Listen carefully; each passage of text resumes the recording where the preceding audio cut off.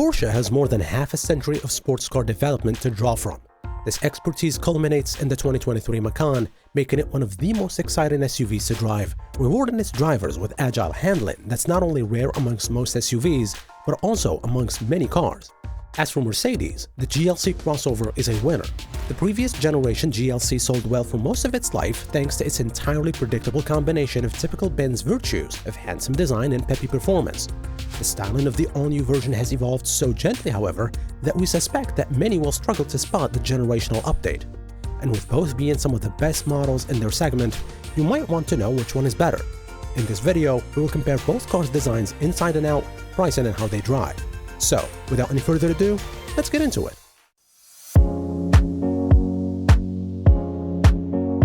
The 2023 Porsche Macan has a sleek and athletic exterior design that reflects the brand's sporty DNA.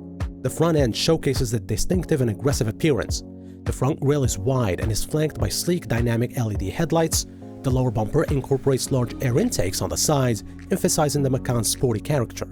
The muscular and athletic side profile is sleek and dynamic, with the roofline sloping gently towards the rear, lending a coupe-like silhouette. The fenders are well-defined, emphasizing the vehicle's strong stance. Out back, a thin full-width LED stripe comprises the taillights, which has an exposed three-dimensional appearance for more visual interest. The rear bumper integrates exhaust outlets and diffuser elements, further emphasizing its sporty character. The styling of the all-new GLC has changed so subtly that many will struggle to spot the new updates. Reshaped headlights frame a single horizontal metal strip on the radiator grille, where the outgoing version had two, and the overall softer lines stand in contrast to the sharp ones on the Macan. Dimensions have expanded slightly. The new GLC is now 185.7 inches long, making it 0.7 inches longer than the Volvo, but the side profile is less sporty, with an overall softer and smoother shape. At the back is where things get a bit less interesting, since it lacks some of the sophistication and details that might draw you in. The taillights are slimmer, but again aren't as imposing as the Macan's taillights, and the fake exhausts round out what is an underwhelming rear fascia.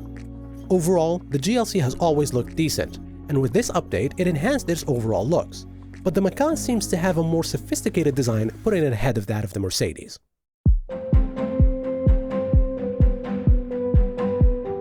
Jumping inside, the Macan is a quality space to spend time in. Porsche has focused on the center console, removing all the buttons and replacing them with haptic controls like the ones in the Cayenne. Quality levels are typical Porsche high, particularly the smooth leather covering the seats, door panels, and parts of the dashboard. Then again, that's a $5,800 option, so it should be good. The small diameter steering wheel comes wrapped in Alcantara, which is also an option, and it feels fantastic. The view ahead of it is classic, with two analog dials and a third digital screen to the right. It's a decent overall layout, if slightly busy in the face of the latest clean high-tech looks from Mercedes or the classy Genesis GV70. A standard 10.9-inch touchscreen display highlights the Macan's tech package, and that is beautiful and easy to use. It's responsive, appears modern, and focuses on making the essentials easy to deal with. The customizable home screen is nice and lets you select what controls and information you want to see and where you want them placed, and both Apple CarPlay and Android Auto are supported. Luxurious is the best way to describe it. The cabin of the GLC is nearly as lovely as the S-Class at first glance. It carries the same display arrangement in the same places and broadly matches the C-Class's materials above the beltline. On higher trim levels, the dash is covered with soft black leather and pinstriped wood that would be the envy of any other car in the segment, while cheaper, harder plastics appeared lower and out of the eyeline. It's a pleasant space to be in. The wraparound dashboard makes it more intimate than feeling tight. The new GLC moves to Mercedes' new MBUX infotainment system. It uses twin digital displays, an 11.9-inch portrait-style central touchscreen angled slightly towards the driver, and a 12.3-inch digital instrument cluster. MBUX supports high-level voice inputs plus the option of an augmented reality navigation. One downside, however, is that the GLC is following the S-Class and C-Class in ditching both physical HVAC controls for touch-sensitive panels, and that it also lacks a physical volume knob. As for passenger and cargo space, the leather seats in the Macan are supportive and up to 18-way adjustable, so nearly anybody should be able to get comfortable up front. Second row space, however, is a different story, which means that the back seat is decidedly more confining than the GLC.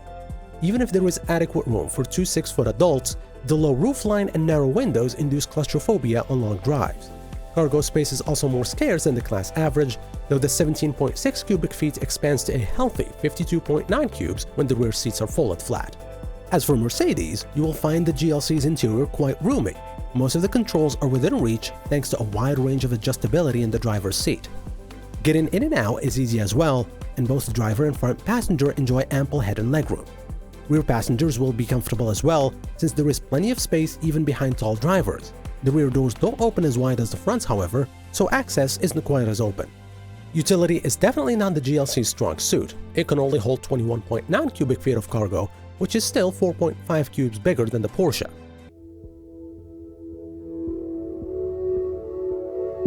When it comes to pricing, the Porsche Macan starts at a far higher price than other compact luxury SUVs.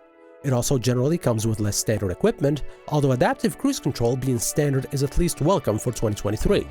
The base model starts at $62,500, next is Macan T at $68,150, Macan S goes for $73,900, and the GTS costs $88,500. Mercedes has released pricing information for the new GLC. At launch, the range will consist of a single model called GLC 300. With 3 trims to choose from, the GLC 300 starts at $48,250 including destination. Next is GLC 300 Exclusive at $50,500 and Pinnacle at $52,600. If you want all-wheel drive, add $2,000 to any trim.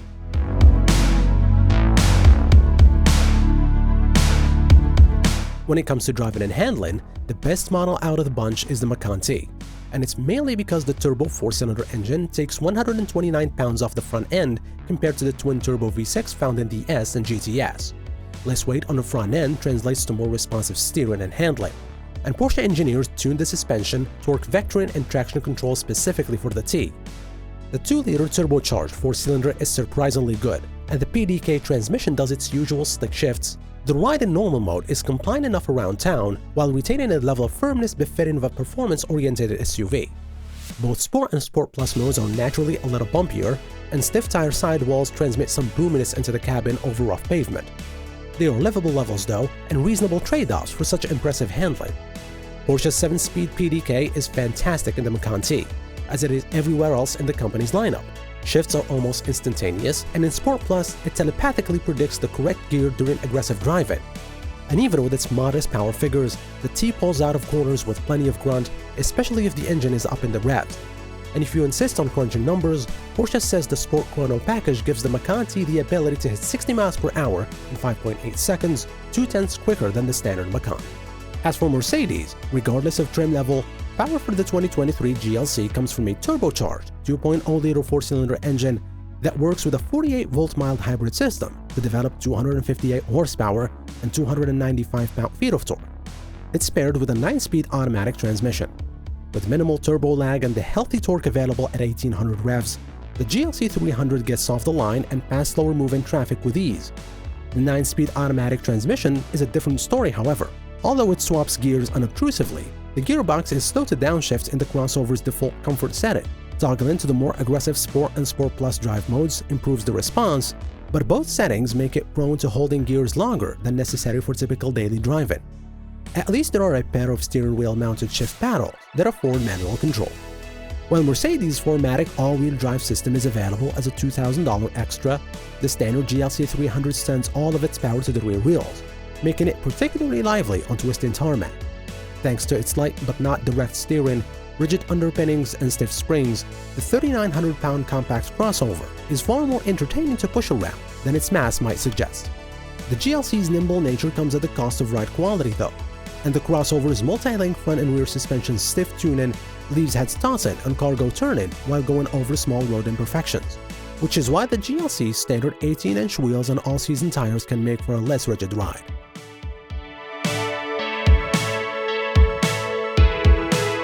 So, which one should you choose? Well, this is an easy one. If all you want is driving enjoyment and handling that is unparalleled, then the Macan is your best bet in the entire segment. If all you want is luxury, however, and you don't mind saving some money along the way, then the GLC is a great choice.